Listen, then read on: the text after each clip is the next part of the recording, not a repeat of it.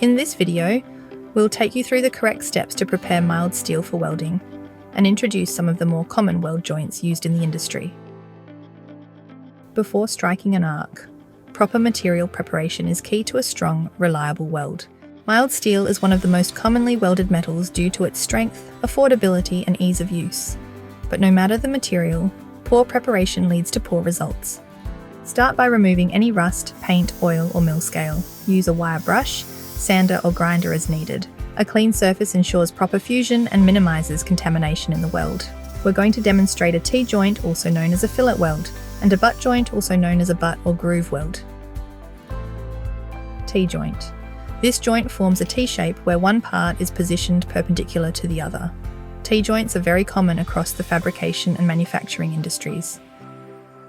Butt joint. This joint is made when two parts are placed side by side and welded along their adjoining edges. The strength and integrity of butt welds make them ideal for applications where joints need to withstand high pressure, such as in pipelines and pressure vessels. Other common types of joints include outside corner joint, common in frame and box construction.